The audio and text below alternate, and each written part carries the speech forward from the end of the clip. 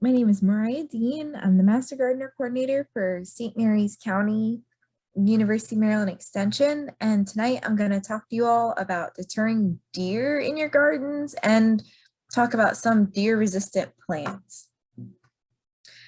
So I get this question all the time. People are like, Mariah, what do you mean you work with University of Maryland when you're in St. Mary's County? Like, University of Maryland is in College Park, not St. Mary's. Well, um, so down here is the flow chart that says University of Maryland Extension, Master Gardener. And then when you go up, you go to University of Maryland Extension. Well, I guess we can start from the top down, huh? So University of Maryland has all these different colleges, like College of Business, all the different colleges. I'm part of the College of Agriculture and Natural Resources.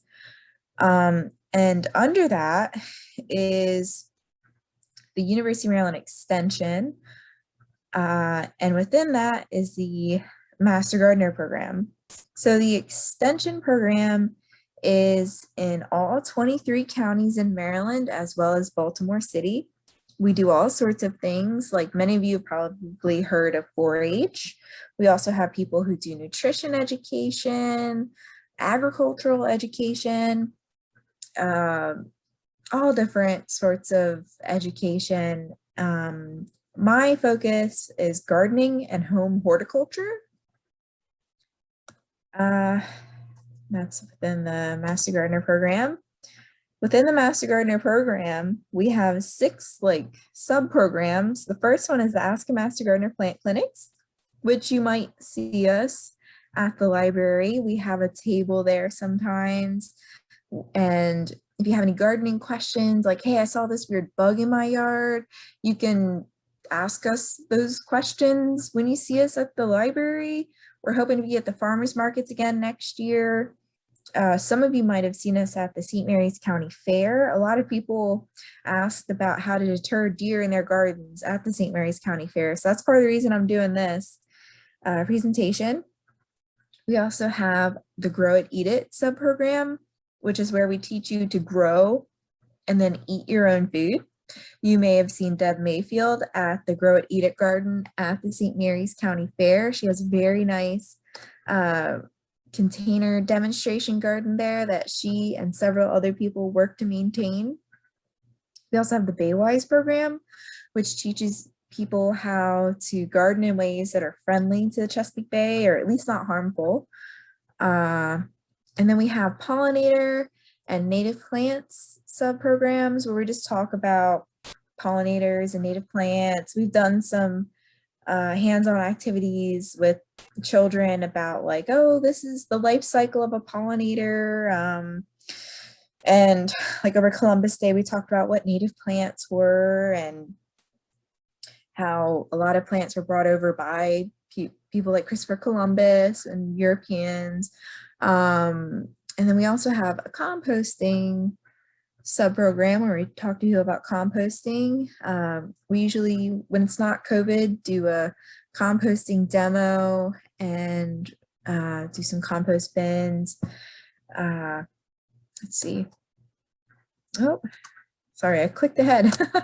All right, but tonight's focus is about deer in gardens, and more specifically, how to deter deer in your gardens. So there are a lot of different types of deer around the world. In the United States, you can see on this map here, in the United States and much of North America, and even a little bit of South America and Central America, we have the white-tailed deer. It's the most widely distributed ungulate in North America, and they're easily recognizable by their white tail. Usually they're born in a litter of 1 to 3 little baby deers. I love this picture of this deer. It just looks so happy, just munching away. So a little bit about deer, because it's important to know about them if you want to prevent them. They are crepuscular, so that means that they're most active at dawn and dusk, Whereas nocturnal, as I'm sure you all know, is like when an animal is most active at night. And there's diurnal, which means they're most active during the day. Deer, rabbits, and a lot of other animals that'll get into our gardens are most active when the sun's going up and down. Deer's diet consists mostly of browse, which is those leafy parts of woody plants, like those trees we all love so much. Forbs, which is like herbaceous broadleaf plants, like maybe your hostas, soybeans. Hard and soft mass, which is the seeds.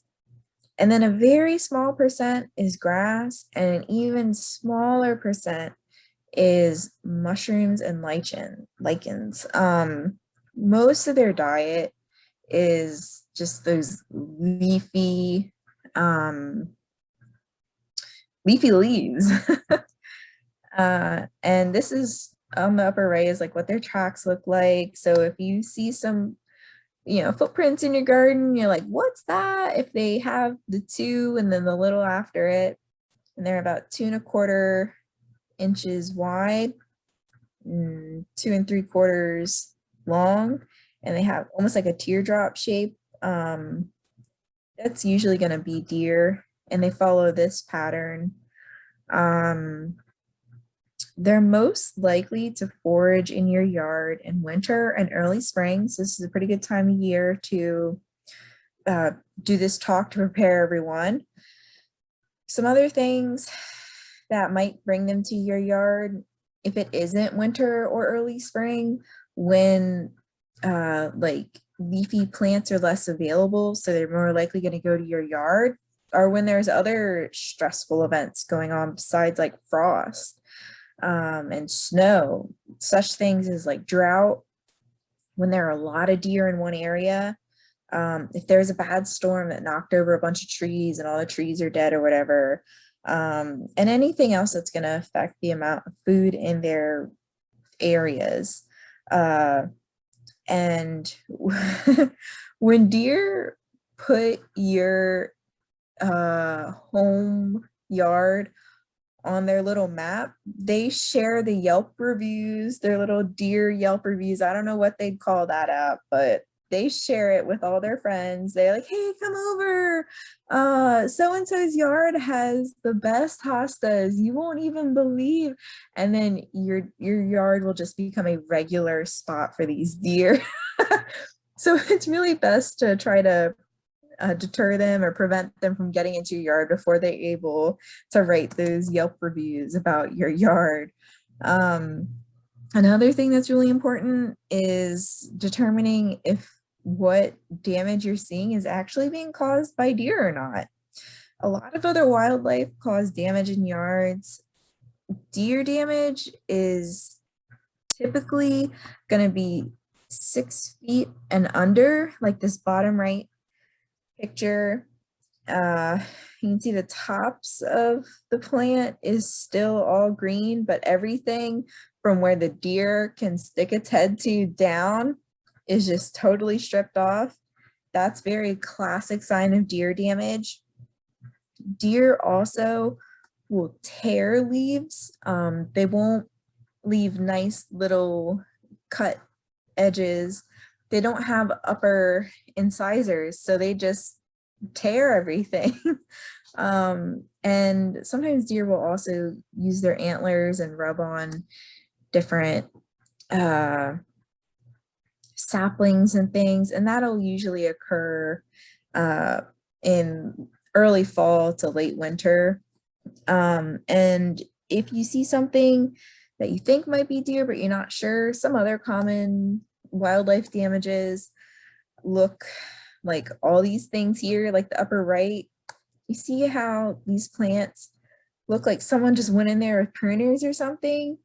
That was most likely rabbits or rodent. Rabbits are not rodents, they're lagomorphs, slightly different. But rabbits and rodents, like rats or whatever, will leave the same style of damage where it looks like somebody went in and trimmed your plants. Here, the broccoli or Brussels sprouts, sorry, And the tomatoes, these are damaged by groundhogs. A lot of people get really frustrated with groundhogs because they'll just go and eat half a tomato and be like, oh, I'm done. Like they won't they won't take it off the vine. They'll eat it on the vine and then leave it there. Some of these, so voles will like chew and dig up roots and all of that. This is actually from a skunk. It was digging all in the ground to go after some grubs because that's what they love. And this one on the left is pretty funny. This is from a raccoon. They will peel back the husk of corn cobs and just chew the corn cobs. Deer won't do that I know of, but that's pretty classic raccoon damage there. Sometimes it isn't an animal that's causing problems. It could be an insect, disease, or nutrient deficiency that's causing your plant some problems. So on the far right, we have some slug damage. You can see the slugs on there, but the edges will usually be chewed off when it's a slug. The top left is squash beetles. These can be vectors for all different sorts of diseases, and they'll munch away at the plants. Bottom left, we have anthracnose, which is just a general, I'm sorry, bottom right is anthracnose. There are so many different types of anthracnose. I think there's like at least 12 different types. It's just a general term for like a fungal infection on a plant. Leaves get them, fruits get them. They're very common among a lot of different types of plants. On the bottom left, we have blossom end rot. That's caused by a calcium deficiency. So I first did this presentation as part of Calvert County's Garden Smarter program. So I just left this in here because we gotta outsmart these deer. We gotta garden smarter, not harder. So some ways that we can deter deer through our gardening methods and being smart is by using good design, choosing plants that the deer are less likely to go after. No plant is truly deer proof. I cannot stress that enough. If the deer have no other option, they will eat whatever they can. So no plant is truly deer proof, but they will usually tend to stay away from some plants if they have any other option. And there are some deterrent and scare tactics that I'll talk a little bit about. Nothing too cruel, I don't think. And then of course, if all of these things fail, fencing is going to be a really good method to deter deer. So design. So there are some plants that I refer to as deer candy. Some are pictured in this picture, like all these hostas over here. Deer love anything that's real smooth and soft. And like when I think about that, like some people will say like a very general rule of thumb that I tend to not even follow because I don't fully agree with it, but deers are mammals. So a lot of stuff that they eat, we also eat. So like when I think about like some hairy leafed vegetable, that doesn't sound as good to me as a nice smooth, a little bit crunchy leaf of kale or something. And deer are the same way. They don't want anything hairy. It doesn't taste good to them, but nice, juicy, smooth leaves, greens, that's what they want. So what you can do is plant all those hairy leaved, bitter tasting plants. Plant those on the outside of the bed and then tuck your candy. Like you got to hide your candy stash from these deer. So plant your hostas back, like as far in the middle of the bed as you can, because a lot of times the deer will browse on these and be like, ew, that's gross, and then walk away. They won't go for that. You might need a bed a little bit bigger than this one pictured. This bed just had a little bit of diversity in it, so here to be a good example. And anything also that you really like, you want to try to keep that close to your house. deer, depending where they are, sometimes they get less worried about people. They become desensitized to people.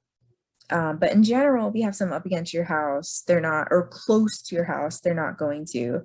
That's not to say that I haven't seen deer damage right next to someone's porch before, but in general, they don't go that far.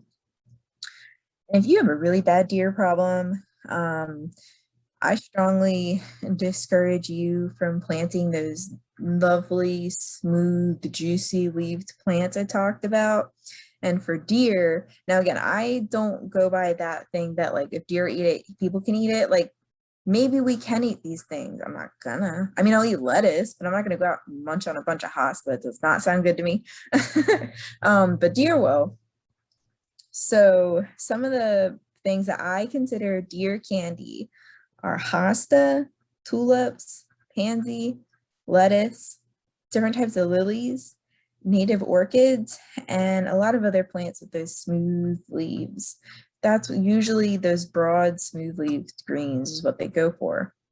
Now, generally, as I mentioned, they don't like leaves with hairy stems like rudbeckias. They usually don't go for. They also usually don't go for thin grasses. There's low nutritional value in those, and it takes a lot of energy for them to eat those. So they're like, why would I eat this when I can eat that hosta over there or that spinach? So they usually don't go for those. But again, if they're starving, they're gonna eat those. They'll eat. They're gonna do what they gotta do and try what they can to survive. And no plant is truly deer proof. If there is enough food scarcity, they will go for anything. But some plants that the deer do not like and are usually considered more deer resistant, quote unquote, because of different, whether it's a texture thing or chemical quality, anything like that. There are some plants that you can plant that the deer usually will not go for. So in the spring, instead of planting tulips, if you have a lot of deer around and you know that your yard is on their little deer dinner review app thing and they've told all their friends, I suggest planting daffodils instead of tulips. They don't like daffodils as much. A good herbaceous shrub would be blue false indigo or baptisia. And that spring, you can see that picture here on the upper right. Swamp milkweed, which is here on the bottom left, is a really good choice. That has a milky sap in it that the deer don't like. Black-eyed Susans or Rudbeckias have those hairy leaves that they don't like. New York ironweed is another really good choice. And a grass that is a native and a really good one are a lot of the andropogon species. Usually won't go for those. And some shrubs and trees for sun that they usually won't go for are common buttonbush, which is up here on the right. I just love buttonbush. I think they're so cute. And they grow in a really wide variety of different soils and suns. Usually do best in full sun to part shade. Possum haw, which is Viburnum nudum. A couple different viburnum types are native and really good for deer resistance. Canadian serviceberry, just down here on the bottom left, gets these really pretty white spring flowers. It's a native. They get pretty fall color and even get berries in the fall. Eastern Baccharis,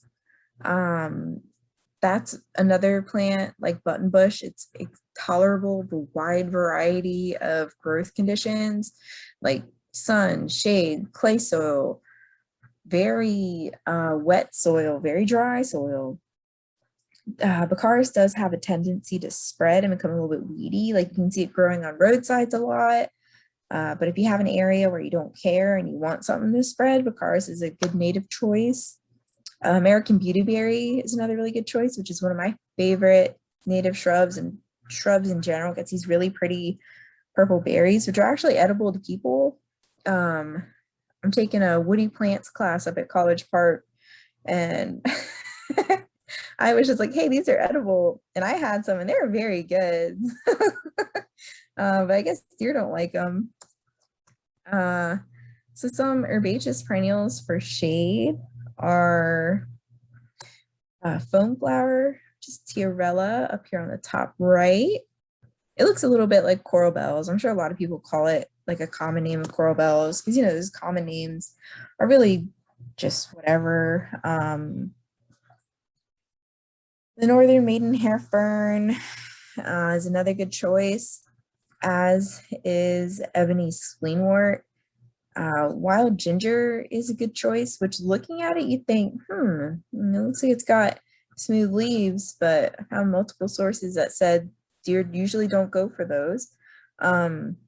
This plant here, deer tongue, which I thought was funny because it's got deer in the name, but deer tongue, I guess the underside has some hairs and they don't like that. And Jack in the Pulpit is another plant that deers don't like, but squirrels do love the seed heads for those. So some shrubs and trees for shade that are good to plant if you're trying not to feed the deer with your garden are pawpaws, which is a native fruit to North America. It's one of the few native fruits to North America. Fun fact about these is that the leaves secrete a chemical that deers cannot eat. It's bad for them. And if you see a forest that has a bunch of pawpaw trees, these are like understory trees. I think the tallest one I've ever seen might be 40 feet. Most of the time they get around 25 feet max. But if you're in the woods and you see a massive grove of pawpaws and nothing else growing there, it's probably because there's a lot of deer in the area and nothing else will grow besides the pawpaws because they will not eat these pawpaw leaves, which I'm okay with because I like pawpaws and I think the leaves are gorgeous. They kind of have that tropical appearance to them. Deers also don't like eastern redbud, which again, I'm okay with because I like redbud, so I'm happy about that. They also tend to stay away from flowering dogwood, common persimmon, and northern spicebush. It's another thing. Deer often will go for things that are kind of bland. If something has a lot of fragrance or flavor to it, like herbs or spicebush, Linder benzoin, which whenever I'm looking at a spicebush and I can't quite tell what it is, I will just like take a leaf, rip it open, smell it. If it's spicy, which I know sounds weird, but it has like a spicy scent to it, then it's a spice bush. I'm pretty sure that's why they call it spice bush. But deer don't like that. I guess they're boring. They don't like flavorful food. Let's see. And so if designing your garden in a way that hides your deer candy, avoiding planting deer candy in the first place, and planting plants that are typically not sought after by deer, you can try some deterrents. Sometimes the deer are just going to go into your yard anyway. So it's usually, if you notice them like starting to taste out your home garden to see if they want to write a Yelp review on their little app, that's when it's a good time to try some of these deterrents. So there's a lot of different types of sprays. Like there's so many different types. I didn't even pick up one picture to put up here. Some sprays have a bad taste to deer. Some smell bad to deer. Some smell bad and taste bad. There's a lot of different options for the sprays. Check your local garden center for options. I would be shocked if there was a garden center that didn't have some sort of deer spray. So I'm not even gonna we're not supposed to recommend a specific one. I'm not even going to just go to literally any of them. Be sure to carefully read and follow the directions on the label. Follow all safety advice for if you're going to be using them around edible food. And that includes if it says do not use on your lettuce, don't use it on your lettuce. And also be really careful using any sort of sprays or chemicals around children and pets. And a lot of sprays also, you have to reapply after it rains, but all of that will be on the label and whatever steps you got to follow. If you don't want to go spend a bunch of money on sprays repeatedly and have to go through all the labor of spraying all the time, you can try installing some sensors. So motion activated is a really good way to deter deer. A lot of times, like how you've all probably seen deer that are just used to people and don't care, they will get used to these sensors. But they can work for a short time. And if you mix up the different types of sensors you use, typically that will help. So you can use motion activated lights, noise. Some people use motion activated sprinklers. But again, they can catch on to those.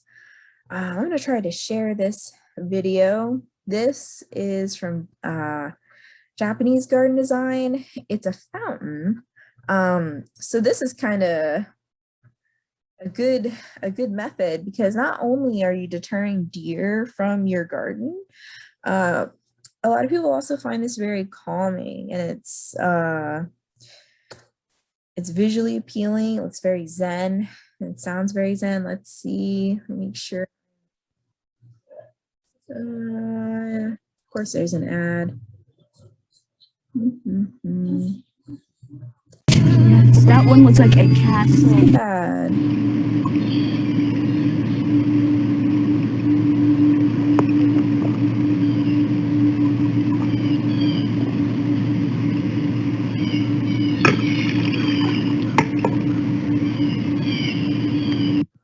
So that's all I had really. But that little noise, that will, oops, sorry. It will deter them, it'll spook them a little bit, but hopefully not too scary. I think that's a gentle way to say, shoo deer. And again, it's visually pleasing to humans and pleasing to our ears as well. You can use some reflective devices like reflective tape, shiny ribbons, old CDs, DVDs, be creative. Sometimes you can put pie tins or tin cans on fishing line, and that'll double as a sound scare because they'll kind of clack together. And you can just string it around the perimeter of your garden and any place you know that deer are getting in. So dogs is iffy. If you use dogs, be careful. Please do not let your dogs just go out and chase deer. Deer can really hurt dogs. There have been some studies that dogs can help reduce deer damage. Deer can get used to dogs just like they can people. Again, please don't just let your dog out. Make sure your dog is safe. Make sure they don't get lost. Make sure they don't run out into traffic. Deer can hurt your dog. So really, if you're gonna go the method of dogs, you should really only let them bark and then recall them if they start chasing. And that should really be it. You shouldn't be like, oh, go chase the deer. Don't do that. That's not good. Barking is fine. And if you can't do that, maybe you should just go bark at the dogs. I don't know. Or bark at the deer. So there are some alternate methods because deer are smart, they're quick learners, and they have a pretty good memory. And they'll learn all of these deterrent and like kind of scare tactics aren't actually going to harm them. So they'll be like, why am I worried about some pretty fountain over there? I'm just going to drink all the water in that fountain. I don't care about it. So it's good to also have some alternate methods up your sleeve. And again, deer, mixing up your deterrent methods is a really good way to keep them out.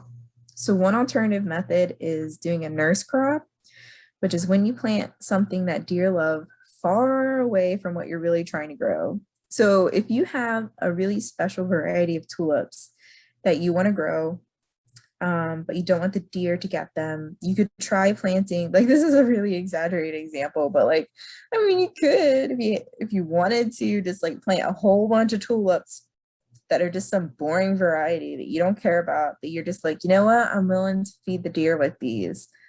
And then plant the tulips that you really like close to your house, behind a fence, or some other exclusion method. So the deer will eat all these other tulips or soybeans or whatever before they get to what you're really trying to grow and what you're trying to protect. This isn't a good sole method because this can easily backfire and just attract more deer. That'd be like putting, I don't know, maybe a really easy, convenient McDonald's with like so many dollar meal French fries out there, but then having like this really, really, really, really good restaurant right next to it. And all the deer have to do is just walk down your driveway or their little deer street, and then they're gonna eat your yummy tulips. So be careful with this method. Micro exclusion is a pretty good method depending on how it's done. So micro exclusion is just what it sounds like. You have one plant at a micro level, really, that you're just trying to exclude from the deer. So you can use a netting or a cloth or something, like picture in the upper left. You can do like a little cage around the plant, like here in the upper right. I've seen some people do this where they have a small garden plot and they'll put just a 4-inch or 4-foot type of wire fence around it, and they'll put it so close together. Like if it's just, say, their garden bed is only 6 foot wide, deer won't jump. They'll jump over a 4-foot fence like it's nothing. But they won't if the space in between is something that they, like if they go to jump in it and when they land, they're gonna like run into the other side of the fence, they won't do that. So if you're gonna do 4-foot fencing, I recommend only doing that in small spaces. Some people, when they do this, will do a 4-foot fence and then a smaller, even if it's just a 2-foot fence, like 2 foot away or something from it, because that'll really confuse the deer. And they're prey species, so they tend to get nervous. And they'll be like, oh, I don't like that, and they won't jump in there. Usually, if they're hungry enough, they'll try it. Tall fencing is really the best option if you have deer. If you've tried everything and you still are having deer getting your prized hostas or whatever, usually they won't jump over 8 feet. I've heard some people say that they'll jump over 10 foot. I haven't seen it, but I don't want to be someone who's like, oh, I haven't seen it, I don't believe it. But most people agree that 8 to 10 foot is enough to keep deer out. One thing I have seen though is 8-foot fence, but it was like wrought iron fences, and it was maybe like 1 foot apart, maybe less, maybe it was like 8 inches, like each post was like 8 inches apart or something. And there was like a gap in the fence. And that deer I was laughing because I didn't know what else to do. I was just like, oh my gosh, like I was trying to take a picture of this deer just like squeezing through this little opening. But I think I might have moved too quickly, and the deer was like, oh my gosh, what was that? And it ran away. But if there's a gap in your fence, deer can squeeze through that. They don't care. And if the deer have already caught on and they've already put your garden on their little Yelp app, you can just take up wildlife photography. Like, look how cute this picture is. Oh, it's a really good It's a really good photography shot there. Look at that. The bird just on the note. I love that picture. Um, yeah, I didn't. This is supposed to be like a joke. Like if you're okay with hunting, call a hunter. Depending on your local ordinances and everything. But I'm so sorry. Give me 1 second. Oh my goodness. It doesn't even matter. You guys are just gonna hear my dog howling. uh, um, but yeah, so just embrace them. Hunting can be a method, but you gotta check in with everyone. There's a lot of different laws. This is not a hunting presentation. This is just a garden presentation. And you can just enjoy the deer. Some people really like wildlife watching, and you can just watch them in your own backyard and just embrace them. So this is all I have today. If you have any questions, emails on the slides. I'll send that to Sarah to send out. We also have the Home and Garden Information Center website. We have this really cool service called Ask an Expert. We can go online, and if you have a really specific gardening question, you can ask there. And we also have the Maryland Grows blog, which has all sorts of different articles on all sorts of different things. We have local programs like here with the library. We also have the Master Gardener Handbook, which is available for purchase online. This is brought to you by St. Mary's County Master Gardeners. I have so many links here you can read through later for my works cited. Yeah, that's all I have for tonight on